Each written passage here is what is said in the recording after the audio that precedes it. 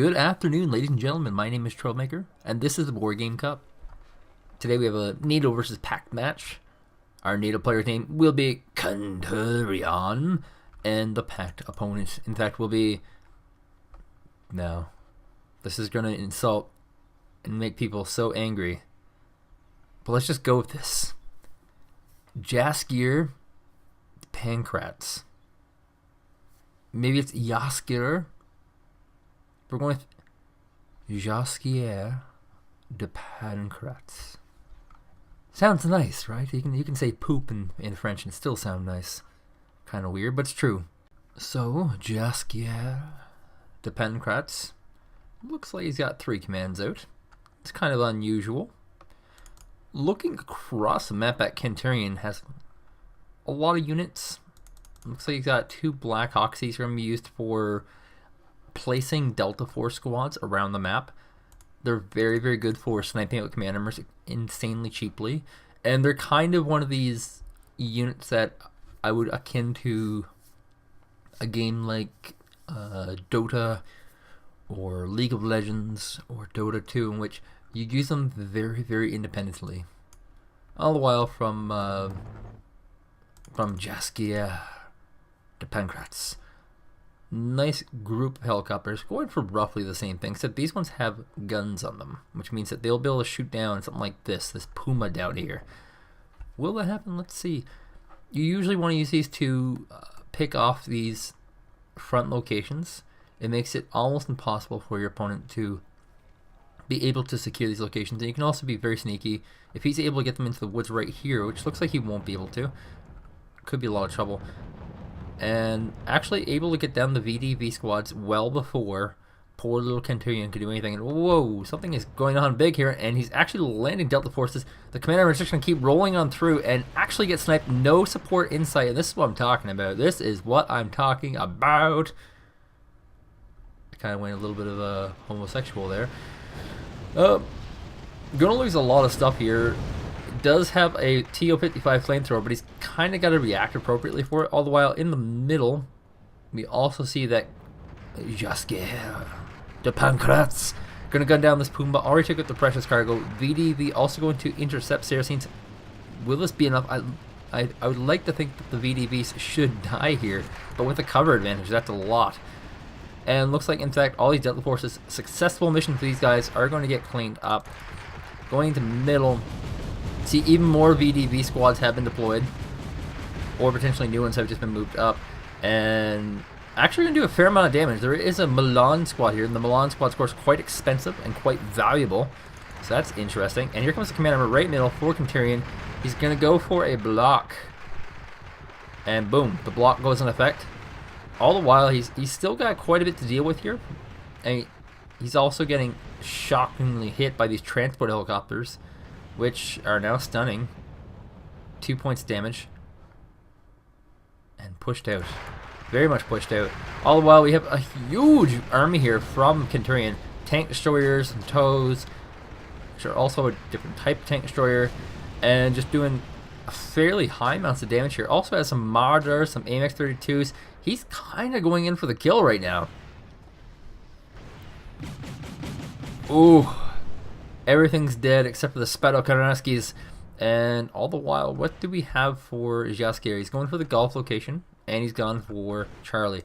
From Kenturion, we see he has the Echo. So he basically has a mirror build, except he isn't really using his command number. He's hiding it for now. He's panicked, doesn't want to lose it to morale damage. And Tank's going to snipe down this Spadokarnarski squad. Big, big steal. You definitely don't want to have infantry just fighting it in the open.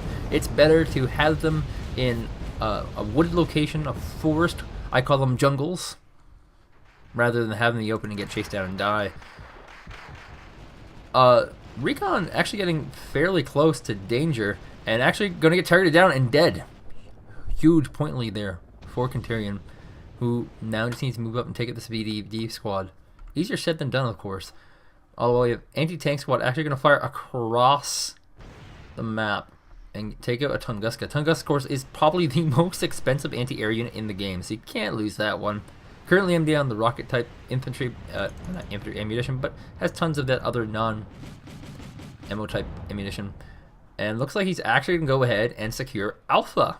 That's very interesting. So he's kind of forfeiting this high point base here, Charlie, to his opponent. And he's going to muscle on ahead and grab this location here.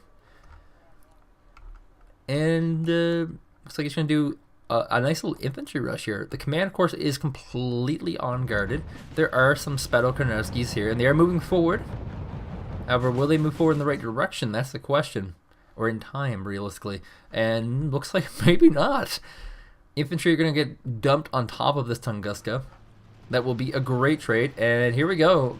The nice Yagers are starting to do some damage, and boom, he actually gets the command armor.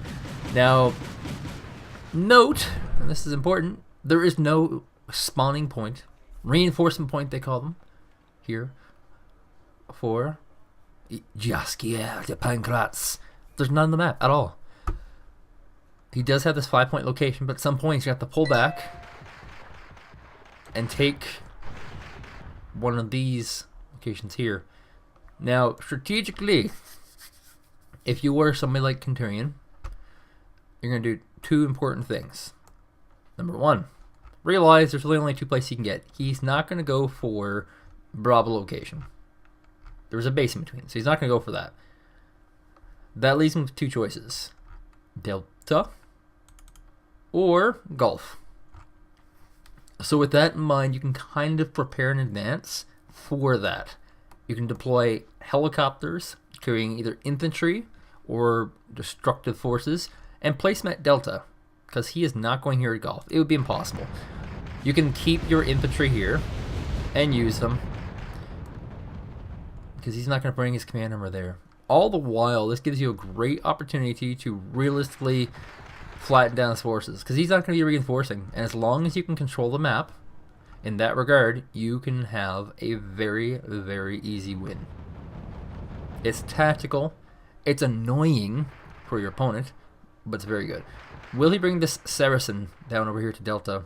Keep in mind that by also going over to Delta, he's also going to possibly steal an FOB. And for now, though, we are seeing that dear Jaskier de Pankratz is actually going to maintain his command armor in middle right now, wants to bank up those points, and when the time's ready, he's going to want to move it off to one of these reinforcement points. But it'll hold the phone. We actually have a push coming out here for Kenturion, who's pretty content with just winning. With the pure power of brute force and tank destroying. Going to take this Conquerors relatively easy, relatively cheaply. Conquerors, of course, don't have the best armor. They have a 2,500 meter range, but when they get into range, it's trouble. There's lots of infantry here. Might lose a tank destroyer. In fact, he does. And he's going to rush this tank destroyer through jungle. That's a little weird. Modro 1's, of course, very, very good with dealing with these motorless jealousies. Has to be micro, of course, or it'll just die to grenade damage and rockets, and that's exactly what happened there. Some tanks rushing through the jungle will get destroyed by the Fusiliers relatively easy as well. And the tank destroyer actually going to move all the way around the back and go for the Tunguska kill. Tunguska, always worth killing if you have a choice. The command armor for Jaskier de Pankratz. Not really sure where to put this to, honestly. And it's one of those things where if he does lose this, it's over. It's a destruction mode match. And here comes the Bradley CFV. And note that the Bradley CFV is moving along a path that Jaskier de Pankratz cannot detect. And of course, since it's a recon with rockets, it will be able to spot the command and it will be able to snipe it down. The Fusiliers are slowly piddling away at these infantry. Looks like they're getting killed themselves, actually. And yes, the Bradley squad actually going to go for the Tunguska kill. Not too shabby.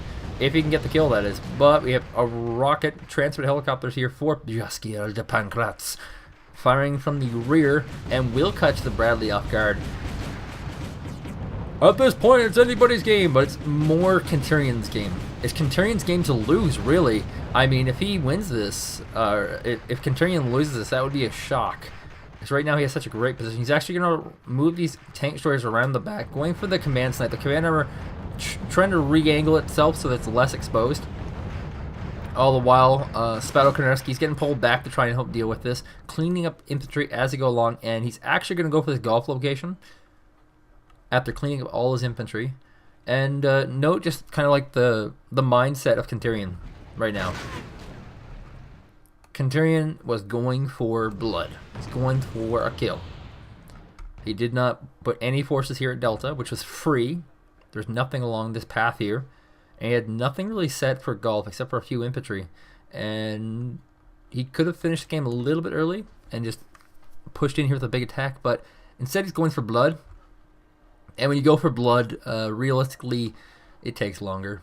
I mean, if your operation has succeeded, if it doesn't, it takes longer. So, BMP-2, it's an interesting choice. BMP-2, of course, is one of these hybrid infantry vehicles. I'm not a huge fan of hybrid vehicles, period. I'm kind of a military purist in that sense. I enjoy vehicles that have function and are used for function and are used tactically for that function. Speaking of which, transport helicopter going to take it relatively easy by some TPC Fuchs.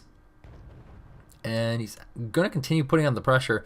A gunship helicopter, a single gunship helicopter, going into range, starts winding up, getting some good damage. The tank destroyer coming from an opposite flank. It looks like the tank destroyer is actually going to run low on ammunition. And with this flanking, they both die simultaneously, thus ending our game. Kenturion will move on to the next round, and our ami française from OT62 Topaz will not continue on. My name has been Troublemaker, and thank you guys for watching. One more match for the day. See ya.